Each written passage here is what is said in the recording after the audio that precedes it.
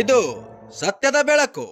ರಸ್ತೆ ಸುರಕ್ಷತಾ ಜಾಗೃತಿ ಸಪ್ತಾಹ ಸಭೆ ಬಸವನ ಬಾಗೇವಾಡಿ ಪೊಲೀಸ್ ಠಾಣೆಯ ಆವರಣದಲ್ಲಿ ನಡೆದ ಸಭೆಯನ್ನ ಉದ್ದೇಶಿಸಿ ಡಿವೈಎಸ್ಪಿ ಬಲ್ಲಪ್ಪ ನಂದಗಾವಿ ಅವರು ಮಾತನಾಡುತ್ತಾ, ಆಟೋ ಚಾಲಕರು ರಸ್ತೆ ಸುರಕ್ಷತಾ ಜಾಗೃತ 2026 ಬಗ್ಗೆ ಕಡ್ಡಾಯವಾಗಿ ಕಾನೂನನ್ನು ತಿಳಿದುಕೊಂಡು ತಾವುಗಳು ಯಾರಿಗೂ ಸಾರ್ವಜನಿಕರಿಗೆ ತೊಂದರೆಯಾಗದಂತೆ ತಮ್ಮ ಆಟೋಗಳನ್ನ ಚಲಾಯಿಸಬೇಕು. ಜೊತೆಗೆ ಪಾರ್ಕಿಂಗ್ ಸ್ಥಳದಲ್ಲೇ ಪಾರ್ಕಿಂಗ್ ಮಾಡಬೇಕು ಎಂದು ಹೇಳಿದರು. ನಂತರ ಸಿಪಿಐ ಗುರುಶಾಂತ್ ಗೌಡ ದಾಶಳ್ ಅವರು ಮಾತನಾಡಿ, ಆಟೋ ಚಾಲಕರು ಎಲ್ಲರೂ ರಸ್ತೆ ಸುರಕ್ಷತಾ ಜಾಗೃತಿ ಬಗ್ಗೆ ಕಡ್ಡಾಯವಾಗಿ ತಿಳಿದುಕೊಳ್ಳುವ ಮೂಲಕ ಸಾರ್ವಜನಿಕರ ಜೊತೆಗೆ ಸರಿಯಾಗಿ ಸಹಕರಿಸಬೇಕು. ಪಟ್ಟಣದಲ್ಲಿ ಪ್ರತಿ ಸೋಮವಾರ ಸಂತೆ ನಡೆಯುತ್ತಿದ್ದು, ಆ ದಿನ ಸಾರ್ವಜನಿಕರಿಗೆ ತೊಂದರೆಯಾಗದಂತೆ ತಮ್ಮ ಆಟೋಗಳನ್ನು ಅಡ್ಡದಿಡ್ಡಿ ನಿಲ್ಲಿಸದೆ ತಮಗೆ ನಿಗದಿಪಡಿಸಿದ ಪಾರ್ಕಿಂಗ್ನಲ್ಲೇ ನಿಲ್ಲಿಸಬೇಕು ಎಂದು ಹೇಳಿದರು. ಈ ವೇಳೆ ಪೊಲೀಸ್ ಕಾನ್ಸ್ಟೇಬಲ್ ಜಗದೀಶ್ ತಕ್ಕೋಡ್, ಬಸವರಾಜ ಶೇಬಗೊಂಡ್ ಸೇರಿದಂತೆ ಅನೇಕ ಆಟೋ ಚಾಲಕರು ಮತ್ತು ಪೊಲೀಸ್ ಸಿಬ್ಬಂದಿಗಳು ಉಪಸ್ಥಿತರಿದ್ದರು. Vajraksha news report, Mehboob Guntakal, Basavana Bagewadi.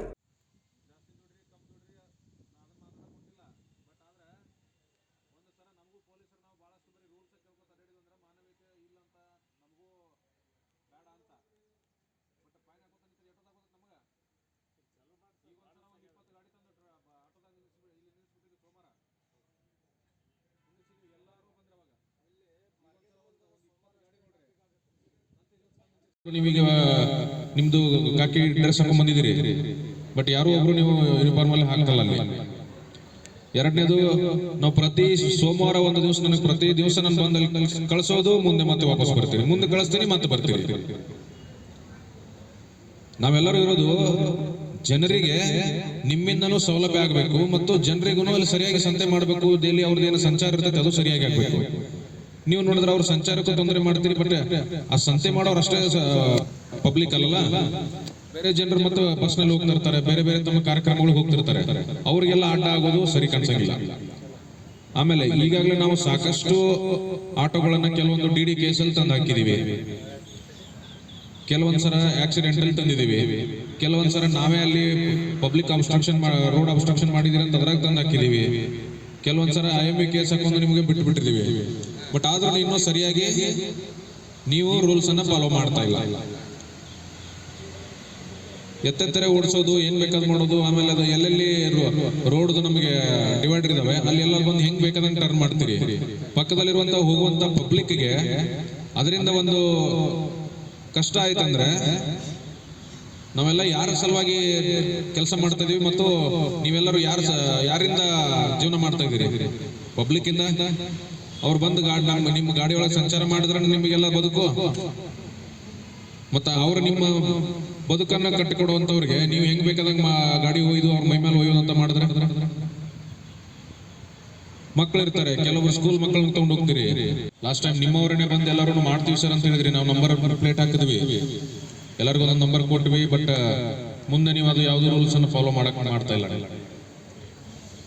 Rules follow ಮಾಡೋದು ನಿಮಗೆ ಒಳ್ಳೇದಕ್ಕೆ, ನಿಮ್ಮ ಒಂದು ಏನೋ ಸುರಕ್ಷತೆಗಾಗಿ ಮತ್ತು ಕಾನೂನಾತ್ಮಕವಾಗಿ ನಾಳೆ ಏನೇ ನಿಮ್ಮ ಮೇಲೆ ಆಕ್ಸಿಡೆಂಟ್ ಆಗಲಿ ಅಥವಾ ನೀವು ಆಕ್ಸಿಡೆಂಟ್ ಮಾಡಲಿ, ನೀವು ರೂಲ್ಸ್ ಅನ್ನು ಸರಿಯಾಗಿ ಫಾಲೋ ಮಾಡಿದ್ರಿ ಅಂದ್ರೆ ಕಾನೂನು ನಿಮ್ಮ ರಕ್ಷಣೆಗೆ ಇರ್ತದೆ. ಬಟ್ ನೀವೇನಾದ್ರು ರೂಲ್ಸ್ ವೈಲೇಟ್ ಮಾಡಿದ್ರಿ ಅಂದ್ರೆ ನಿಮ್ಮ ಮೇಲೆ ಕಾನೂನು ಕ್ರಮ ಆಗುತ್ತೆ. ಸೊ ಅದಕ್ಕೆ ರಸ್ತೆ ಸುರಕ್ಷತಾ ಸಪ್ತಾಹದಲ್ಲಿ ನಮ್ಮ ಉದ್ದೇಶ, ನೀವೆಲ್ಲರೂ ರಸ್ತೆದ ಏನು ನಿಯಮಗಳಿದಾವೆ ಅದನ್ನು ಸರಿಯಾಗಿ ಫಾಲೋ ಮಾಡ್ರಿ ಅಂತ. ಅದೊಂದು ನಿಮ್ಗೆ ಅನ್ನ ಕೊಡ್ತಿರುವಂತ ದೇವರು. ಸೊ ಅದನ್ನ ಸರಿಯಾಗಿ ಯಾರು ಚಾಲನೆ ಮಾಡ್ತಾರೆ ಅವರಿಗೆ ಅದು ಸರಿಯಾಗಿನೇ ದುಡಿಮೆ ಕೊಡ್ತದೆ. ಸರಿಯಾಗಿ ಮಾಡದೇ ಇರೋನಿಗೆ ಸುಮ್ಮನೆ ಟೇಪ್ ಹಚ್ಕೊಂಡು ಯಾರಾದ್ರೂ ನಿಮ್ಗೆ ಏನಾದ್ರು ಹಚ್ಚಿರೋಂತ ಪಬ್ಲಿಕ್ ಯಾರಾದ್ರೂ ನಮ್ಗೆ ಹಾಡ್ಬೇಕ್ರಿ ಹಾಡಾಕ್ಸಿರ ಅಂತಾರ? ಇಲ್ಲ, ಅವ್ರು ಇರೋದೇ ಒಂದು 10 ನಿಮಿಷ ಮ್ಯಾಕ್ಸಿಮಮ್. ನೀವೆಲ್ಲೋ ಬಸವನ ಬಾಗೇವಾಡಿಗೆ ಹೋದ್ರೆ 10 ನಿಮಿಷನಾಗ ಹೋಗಿ ಅವ್ರ ಮನೆಗೆ ಹಚ್ತೀರಿ. ಸೊ ಮತ್ತೆ ಅಂತಿದ್ದಾಗ ಅವು ಯಾವ್ಯಾವ ಗಾಡಿಗಳಿದಾವೆ ನೀವೇ ಸ್ವಯಂ ಪ್ರೇರಿತರಾಗಿ ತಕೊಂಡ್ರೆ ಬಹಳ ಒಳ್ಳೆ. ಯಾಕಂದ್ರೆ ಅದ್ರ ಮೇಲೆ ಕ್ರಿಮಿನಲ್ ಕೇಸ್ ಆಯ್ತು ಅಂದ್ರೆ ನೀವು ವಾಪಸ್ ಅದನ್ನ ಕೋರ್ಟಿಂದ ಬಿಡಿಸ್ಕೊಂಡ್ಬರಕ್ಕೆ ನೀವು ಕಷ್ಟಪಡ್ಬೇಕಾಗುತ್ತೆ. ಸೊ ಅದೆಲ್ಲ ಮಾಡಬೇಡಿ. ಒಂದು, ಅದು ಸೌಂಡ್ ಸಿಸ್ಟಮ್ಸ್ ಎಲ್ಲ ಕ್ಲಿಯರ್ ಆಗಬೇಕು. ಎರಡನೇದು, ನನಗೆ ಮೋಸ್ಟ್ ತೊಂದರೆ ಇರೋದೇ ಸೋಮವಾರ ದಿವಸ. ಸೋಮವಾರ ದಿವಸ ನೀವೆಲ್ಲರೂ ಒಂದು ಜವಾಬ್ದಾರಿಯಿಂದ ನಡ್ಕೊಂಡ್ರಿ ಅಂದ್ರೆ ನಮ್ಮ ಬಸವನ ಬಾಗೇವಾಡಿ ಮತ್ತು ಸುತ್ತಮುತ್ತಲಿನ ಊರಿನ ಜನರು ಇಲ್ಲಿ ಸಂತೆಗೆ ಬಂದ ದಿವಸ ಬಹಳಷ್ಟು ಅನುಕೂಲ ಮಾಡಿಕೊಟ್ಟಂಗಾಗ್ತದೆ. ಆ ಜನರಲ್ಲಿ ನಿಮ್ಮ ಮನೆಯವರು ಇರ್ತಾರೆ. ಅದನ್ನ ಬಿಟ್ಟು ನಾನು ಕಂಟಿನ್ಯೂಸ್ ಆಗಿ ನೋಡ್ತಾ ಇದ್ದೀನಿ, ಎಲ್ಲ ಬೇಕಾದಲ್ಲಿ ಇರ್ತಾವೆ ವೆಹಿಕಲ್ ಆಟೋಗಳು, ಎಲ್ಲ ಬೇಕಾದಲ್ಲಿ. ಆಮೇಲೆ ಈಗ ನಾವು ಇಲ್ಲಿ ಬಂದಿರುವಂತ ನಮ್ಮ ಸ್ಟೇಷನ್ ಮುಂದಿನ ಗಾಡಿಗಳು ಹಚ್ಕೊಳಂಗಿಲ್ಲ, ನಾವು ಹೋಗಿ ಅಲ್ಲಿ ಸರ್ಕಲ್ದಾಗೆಲ್ಲ ಹಚ್ಚಿ ಬಿಟ್ಟಿರ್ತೀರಿ ಹೆಂಗ್ ಬೇಕಾದಂಗೆ. ನಾವು ಒಂದು ವಿಚಾರ ಮಾಡ್ತೀವಿ, ನಾಳೆ ನೀವು ಎಲ್ಲರೂ ಯಾರು ಕೋಟ್ಯಾಧೀಶ್ವರ ಇರಂಗಿಲ್ಲ, ಆ ಒಂದು ಲೆಕ್ಕದಲ್ಲಿ ಕೆಲವೊಂದ್ಸಲ ನಮಗೆ ಜನಪ್ರತಿನಿಧಿಗಳಾಗ್ಲಿ, ಸಾರ್ವಜನಿಕರಾಗ್ಲಿ, ಮೀಡಿಯಾದವರಾಗ್ಲಿ ನಮಗೇನೆ ಏನ್ ಸರ್ ಹಿಂಗೆಲ್ಲ ಹೊಡಿತಾರೆ, ಯಾಕೆ ಇವ್ರ ಮೇಲೆ ಕ್ರಮ ಕೈಗೊಳ್ಳಲಿ ಅಂತಾರೆ. ನಾವೊಂದು ನಿಮ್ಮ ಮಾನವೀಯತೆ ದೃಷ್ಟಿಯಿಂದ ಸ್ವಲ್ಪ ಕೆಲವೊಂದ್ಸಲ ನಾವು ಪ್ರತಿಯೊಂದು ರೂಲ್ಸ್ ಫಾಲೋ ಮಾಡ್ಕೊತ ಹೋದ್ರೆ ಕಷ್ಟ ಆಗ್ತದೆ ಅಂತ ವಿಚಾರ ಮಾಡಿರ್ತೀವಿ. ಬಟ್ ಅದನ್ನ ನೀವು ಮಿಸ್ಯೂಸ್ ಮಾಡಿದ್ರಿ ಅಂದ್ರೆ ಸೊ ಆ ರೀತಿ ಮಾಡಕ್ ಹೋಗ್ಬೇಡಿ. ಅವ್ನ ಬೈ ನೇಮ್ ಹೆಸರಿಟ್ಟು ಯಾರು ಹೇಳೋದಿಲ್ಲ, ಬಾಗೇವಾಡಿಯವರು. ಅದಕ್ಕೆ ಏನ್ ಮಾಡ್ಬೇಕು, ಎಲ್ಲರೂ ಸೇರಿ ನಿಮ್ಮ ಗೌರವವನ್ನು ನೀವೇ ಹೆಚ್ಚು ಮಾಡ್ಕೋಬೇಕು. ಅದು ಬಿಟ್ಟುಕೊಂಡು ಒಬ್ಬನ ಇವನು ಅಂತ ಹೇಳುದಿಲ್ಲ, ನೀವೆಲ್ಲರೂ ಒಂದೇ ಇರಬೇಕು. ನಿಮ್ಮ ಗೌರವ ನೀವು ಹೆಚ್ಚು ಮಾಡ್ಕೋಬೇಕಾದ್ರೆ ಜನಗಳ ಜೊತೆ ಗೌರವಯುತ ನಡ್ಕೋಬೇಕು. ಎಲ್ಲರೂ ಕಾರ್ ತಗೊಂಬರಲ್ಲ, ಎಲ್ಲರೂ ಬೈಕ್ ತಗೊಂಬರಲ್ಲ, ಆಟೋ ಮೇಲೆ ಹೆಚ್ಚಿಗೆ ಅವಲಂಬನೆ ಆಗಿರ್ತಾರೆ. ಸೊ ನೀವೇನ್ ಮಾಡ್ಬೇಕು, ಸ್ಕೂಲ್ ಮಕ್ಕಳ ಜೊತೆ ಚೆನ್ನಾಗಿ ಬಿಹೇವ್ ಮಾಡಬೇಕು, ವಯಸ್ಸಾದವ್ರ ಜೊತೆ ಚೆನ್ನಾಗಿ ಬಿಹೇವ್ ಮಾಡಬೇಕು, ನಾಗರಿಕರ ಜೊತೆ ಚೆನ್ನಾಗಿ ಬಿಹೇವ್ ಮಾಡಬೇಕು. ಎಲ್ಲರ ಜೊತೆ ಜಗಳಕೊಂಡು ಇಟ್ಕೊಂಡು ಹೋಗ್ತಂದ್ರೆ ಹೇಗಾಗುತ್ತೆ? ನಾವು ಸಿಂಗಲ್ ರೂಟ್ ಹಚ್ ಅಂತ ಹೇಳ್ತೇವೆ ಬಸ್ ಸ್ಟ್ಯಾಂಡ್ ಮುಂದ್ಗಡೆ, ಡಬಲ್ ರೂಟ್ ಹಚ್ಬೋತಂದ್ರ ಅವಾಗ ಏನಾಗುತ್ತೆ, ನಮ್ಮ ಸಿಟ್ ಬಂದು ಎಲ್ಲಾನು ಕಿತ್ಬಿಡ್ರಿ ಅಂತಿರ್ತೀವಿ.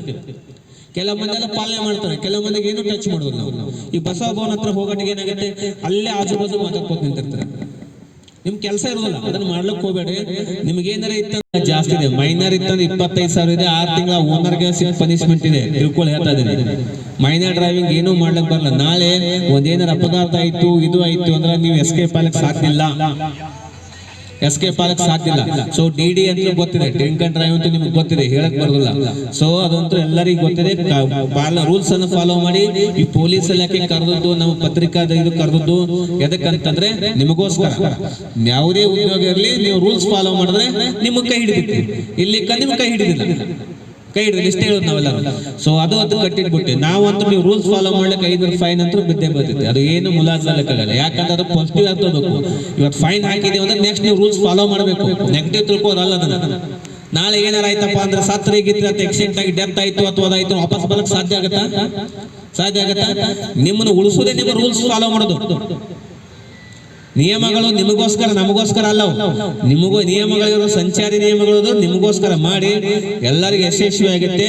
ಸೊ ನಿಮ್ದೇನಾರೆ ನಿಮ್ಮಲ್ಲಿ ಏನಾರ ಟೀಮ್ ಇತ್ತಂದ್ರೆ ಬಂದ್ ಅದನ್ನ ಬೈ ನೇಮ್ ನಮಗ ನಮ್ಮ ಅಧಿಕಾರಿಗಳಿಗೆ ಹೇಳಿ, ಅಲ್ಲಿ ಯಾರು ನಮ್ಮ ಪಾಯಿಂಟ್ ಇದ್ದಿರ್ತಲ್ಲ ಅವ್ರಿಗೆ ಹೇಳಿ. ಯಾಕೆ ನಾವು ಖಂಡಿತವಾಗಿ ಕೊಟ್ಟಿದ್ದೇವೆ, ನಿಮ್ಗೆ ವಾಟ್ಸ್ಆಪ್ ನಂಬರ್ ಕೊಟ್ಟಿದ್ದೇವೆ, ಫೋನ್ ನಂಬರ್ಸ್ ಕೊಟ್ಟಿದ್ದೇವೆ, ಎಲ್ಲಾನು ಕೊಟ್ಟಿದ್ದೇವೆ.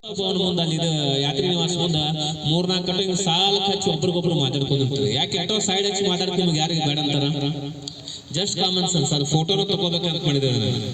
ಆಮೇಲೆ 2ನೇ ಅಬ್ಸರ್ವ್ ಮಾಡೋದು, ಬಸ್ ಬಂದ ತಕ್ಷಣ ಯಾಕಡೆ ಬಸ್ ಹತ್ರ 5-8 ಮಂದಿ ಬಂದು ನಿಂತ್ಬಿಡ್ತಾರೆ. ಯಾಕೆ ಅವ್ರು ಬರ್ತಾರೆ, ನಿಮ್ಮ ಅವಶ್ಯಕತೆ ಒಂದೊಂದು ಸಾಲ್ ಮಾಸ್ರಿ ಅವ್ರು ಬರ್ತಾರೆ. ಅವ್ರು ಹೋಗೋರಿತ್ತ ನಿಮ್ದು ಒಂದೊಂದು ಅಟ್ಟಾಗ ಒಂದೊಂದು ಹತ್ಕೋತಾರೆ. 4ನೇದ್ದು ಬಸ್ ಸ್ಟ್ಯಾಂಡ್ ಒಳಗಡೆ ಹೊಡಿತಾರೆ ಎಲ್ಲ ಗಾಡಿಗಳನ್ನೆಲ್ಲ. ಕೇಳಿದ್ರೆ ಹೇಳ್ತೀರಾ, ಸರ್ ವಯಸ್ಸಾಗಿದೆ ಸರ್, ಸಾಮಾನ್ಯ ಇದ್ದೇವೆ ಸರ್, ಅದು ಇದೆ ಅಂತ. ಇಲ್ಲ, ಅವಶ್ಯಕತೆ ಇಲ್ಲ. ಇಳಿಸ್ಬೇಕು, ಅವ್ರು ಬಸ್ ಸ್ಟ್ಯಾಂಡ್ ನಡ್ಕೋತ ಹೋಗ್ತಿರ್ತಾರೆ. ಯಾವ ಲಾಂಗ್ ದುಡ್ಡು ಸಾಮಾನ್ ಇದೆ, ಅದು ಇದೆ, ಎತ್ತಕ್ಕಾಗಲ್ಲ, ಏಜ್ ಪರ್ಸನ್ಸ್ ಇದೆ, ಅಂಗವಿಕಲ ಇದಾರೆ, ಅವಾಗ ನೀವು ಅವ್ರಿಗೆ ಅಲೌ ಮಾಡಿ. ಎಲ್ಲರೂ ಒಳಗಡೆ ಹೋಗ್ತೀರಾ ಬಸ್ ಸ್ಟ್ಯಾಂಡ್ ಅಲ್ಲಿ. ಆ ಬಸ್ ಸ್ಟ್ಯಾಂಡ್ ಅಲ್ಲಿ ಬಸ್ ಹೋಗ್ಲಿ, ಅವ್ರು ಇಳ್ಲಿಕ್ಕೆ ಬರ್ಬೋದ, ಇಳ್ಲಿಕ್ಕೆ ಬರೋ ಬಾಜು ನಿಲ್ಲಿಸ್ಬಿಡ್ತೀರಾ ಎಲ್ಲ ಆಟೋಗಳನ್ನ. ಅದು ಒಂದು. ಮಕ್ಕಳದ್ದು ಹೇಳಿದ್ದೀನಿ, ಮಕ್ಕಳದೆಲ್ಲ ಎಲ್ಲ ಸಿಕ್ಕಾಪಟ್ಟೆ ಮಕ್ಕಳುಗಳೆಲ್ಲ ಹಾಕೋತೀರ. ಪ್ಲಸ್ ಆ ಬ್ಯಾಗ್ಗಳನ್ನ ಹೊರಗೆ ಹಾಕೋತೀರ. ಮತ್ತೆ ಈಗ ಎದುರುಗಡೆ ಬ್ಯಾಗ್ ಅಥವಾ ಯಾವ 2 ವೀಲರ್ ಮೇಲೆ ಎಲ್ಲ ಸಿಕ್ಕಾಕೋತಾರೆ ಬ್ಯಾಗ್ ಅದಲ್ಲಿ. ನಿಮ್ಮ ಆಟೋನು ಪಲ್ಟಿ ಆಗುತ್ತೆ, ಮಕ್ಕಳು ಪಲ್ಟಿ ಬೀಳ್ತಾರೆ. ಪ್ಲಸ್ ಏನಾಗುತ್ತೆ, ನೀವು ಬೀಳ್ತೀರ. ಒಂದ್ ದಿವಸ ನಾನೇ ಆಟೋನ ಕರೆಸ್ತೀನಿ, ಕರ್ಸಿ ನಿಮ್ಗೆ ಎಲ್ಲರಿಗೂ ಲೈಸೆನ್ಸ್ ಮಾಡ್ತೀನಿ ಅಂತ ಹೇಳಿದ್ರು ಸರ್. ಆದ್ರೆ ನಾವು ಯಾರು ಅದಕ್ಕೆ ಇದು ಮಾಡಲಿಲ್ಲ. ಅದು ಒಂದು ಸರ್, ನಾವು ಬಸ್ ಸ್ಟ್ಯಾಂಡ್ ಹತ್ರ ಗಾಡಿ ನಿಲ್ಲಿಸುವಾಗ್ರಿ ಅಲ್ಲಿ ಒಂದು ಚಾ ಅಂಗಡಿ ಇಟ್ಟಾರೆ ಸರ್. ಆ ಟೀ ಪಾಯಿಂಟ್ ನಮ್ಗೆ ಭಾಳ ತೊಂದರೆ ಆಗ್ಲಕತ್ತಾರೆ ಸರ್. ಅದಕ್ಕೋಸ್ಕರ ನಾವು ಎಲ್ಲರಿಗೂ ಹೇಳಿದಿರಿ ಸರ್. ಆಲ್ರೆಡಿ ನಾವು ಏನೆಲ್ಲಿ ಓದಿದ್ರು ಎಲ್ಲರಿಗೂ ಹೇಳಿದಿರಿ ಸರ್. ಬಟ್ ಅದು ಟೀ ಪಾಯಿಂಟ್ ತೆಗಿಲಾರ್ದಕ್ಕೋಸ್ಕರ ನಮ್ದು ಆಟೋ ಎಲ್ಲ ಓಡಿ ಬಂದಿರಲಾಗತ್ತಾರೆ ಸರ್. ಅದು ಒಂದು ಸಮಸ್ಯೆ ಆಗಿದೆ ಸರ್. ನಾ ಕೆಲವೊಂದು ಸಾರಿ ಹೇಳಿದ್ದೀನಿ ಸರ್, ಬಸ್ ಸ್ಟ್ಯಾಂಡ್ ಪಕ್ಕದಲ್ಲಿ ಒಂದು ಟೀ ಪಾಯಿಂಟ್ ಇದಲ್ರಿ, ಅಲ್ಲಿಂದ ಪಿಕ್ಚರ್ ಟಾಕೀಸ್ವರೆಗೆ ಯಾರು ಬೈಕ್ ಅಲ್ಲಿ ಆಟೋ ನಿಲ್ಲಿಸಬೇಡ ಅಂತ ಹೇಳಿದ್ದೀನಿ ಸರ್. ಅಲ್ಲಿ ಆದ್ರೂ ಕೂಡ ಆಟೋ ನಿಲ್ಲಿಸ್ತಾರೆ ಸರ್. ಅದಕ್ಕೆ ನಾನು ಸರ್ಗೆ ಅದ್ರ ಹೇಳಿದ್ದೀನಿ 2-3 ಸಲ ಅಲ್ಲಿ ಯಾರು ನಿಲ್ಲಿಸ್ತಾರೋ ಅವ್ರಿಗೆ ಫೈನ್ ಹಾಕಿ ಅಂತ ಹೇಳಿದ್ದೀನಿ ಸರ್. ಸೋಮವಾರ ದಿನ ಪಬ್ಲಿಕ್ಕಿಗೆ ತೊಂದರೆ ಆಗ್ತದ, ಅಲ್ಲಿ ಗೇಟ್ ಹತ್ರ ನಿಲ್ಲಿಸಬೇಡ್ರಿ, ಗೇಟ್ ಬಿಟ್ಟು ಚೂರು ಹಿಂದಾರ ನಿಲ್ಲಿಸ್ರಿ ಮುಂದಾರ ನಿಲ್ಲಿಸಿ ಅಂದ್ರೆ ಇದು ನಿಮ್ಮ ಅಪ್ಪನ ಗಾಡಿಯ, ಇದು ನಿಮ್ಮ ಮನೆ ಗಾಡಿಯ, ನಿಂದು ಏನು ಕೆಲಸ ಇದೆ ಅಷ್ಟು ಮಾಡೋದು ನಮಗೆ ಧಮಕಿ ಕೊಟ್ಟಿದ್ದಾರೆ ಸರ್. ಧಮಕಿ ಕೊಟ್ಟಿದ್ದಾರೆ ಸರ್. ಅವರು ಹೆಸರು ಸಹ ಹೇಳಿದ್ರು ಸರ್. ಹೇಳಿದ್ರು ಸಹ ಅದಕ್ಕೆ ಯಾರು ಕ್ರಮ ಕೈಗೊಳ್ಳಿಲ್ಲ ಸರ್. ಅದಕ್ಕೋಸ್ಕರ ಅವ್ರು ಯಾರೇ ನಿಲ್ಲಿಸ್ರಿ ಸರ್, ಇವತ್ತು ನಾನೇ ನಿಲ್ಲಿಸಿದ್ರು ನನಗೆ ಫೈನ್ ಹಾಕ್ರಿ, ಇನ್ನೊಬ್ಬ ಬೇರೆದವ್ರು ನಿಲ್ಲಿಸಿದ್ರು ಫೈನ್ ಹಾಕ್ರಿ. ಬಟ್ ಅದರ ರೂಲ್ಸ್ ಗುರ್ತೈತೋ ಇಲ್ಲೋ ಗುರ್ತಿಲ್ಲ ನನಗೆ. ಈಗ ಹೊಂಟಿರ್ತಾರ, ಈಗ ಅವರು ಈಗ ಒಂದು ಗ್ರಾಹಕರು ಬರ್ತಾರಂದ್ರೆ ಈಗ ಒಂದು ತರ್ಬಿಸ್ಲಿ ಬೇಡ ಅನ್ನಂಗಿಲ್ಲ, ಸಿಗ್ನಲ್ ಕೊಟ್ಟು ತರ್ಬಿಸ್ಬೇಕು. ಅದು ಬಿಟ್ಟು ಕಿಸಿಂದ ಒಮ್ಮೆ ಸ್ಟಾಪ್ ಮಾಡ ಹಿಂದವ್ರಿಗೆ ನಮಗೆ ತೊಂದರೆ ಆಗ್ತದೆ. ಅದನ್ನ ತಿಳ್ಕೊಬೇಕು. ಬಂದು ನಾವು ನಿಮ್ಗೆ ಹೊಡಿತೀವಿ ಸುಮ್ಮನೆ ಜಗಳ ಆಡ್ಕೊಂಡು ಕುಂದ್ರದು ಅರ್ಥ ಆಗೋದಿಲ್ಲ. ಈಗ ಸಿಗ್ನಲ್ ಅವು ಏನೇನು ಪಾಲನೆ ಮಾಡ್ಬೇಕಾದಂಥದ್ದು ನೀವು ಬರಲಿಲ್ಲ ಅಂದ್ರೆ ಕಲ್ಕೊಂಡು ಬರ್ರಿ, ಹೇಳ್ರಿ. ಸಿಗ್ನಲ್ ಕೊಡ್ಲಿಲ್ಲ ಅಂದ್ರೆ ಯಾವ್ರಪ್ಪ ಬಂದು ಹೊಡೆದಂದ್ರೆ ನೀವು ಸಾಯ್ತೀರಿ ಅಲ್ಲಿ ದೊಡ್ಡ ಗಾಡಿ ಅವ್ರು. ಇಲ್ಲ ಸಣ್ಣ ಗಾಡಿ ನಮ್ಮಂಥವ್ರಿದ್ದು ಅಂದ್ರೆ ನಾವು ನಿಮ್ಗೆ ಬಂದು ಹೊಡಿತೀವಿ, ನಾವು ಕೈ ಕಾಲು ಮುಕ್ಕೊಳ್ಳೋದಾಕ. ಅದಕ್ಕೆ ನೀವು ರೂಲ್ಸ್ಗಳನ್ನ ಪಾಲಿಸುವಂಥದ್ದು ಕೆಲಸ ಮಾಡಿದ್ರಿ ಅಂದ್ರೆ ಒಳ್ಳೆಯದು. ಯಾರು ಇದು ಅದಿರಿ ಹಂಗೇನಿಲ್ಲ, ಒಳ್ಳೆಯವರು ಅದಿರಿ, ಇದು ಇಲ್ಲ, ಹರಾಸ್ಮೆಂಟ್ ಇಲ್ಲ, ಏನೂ ಇಲ್ಲ. ಆದ್ರೆ ಅವ್ರು ಸಾಹೇಬ್ ಹೇಳ್ದಂಗೆ ಒಂದಿಷ್ಟು ರೂಲ್ಸ್ಗಳನ್ನ ಫಾಲೋ ಮಾಡೋದು ಒಳ್ಳೆಯದಂತ ನನ್ನ ಅಭಿಪ್ರಾಯ.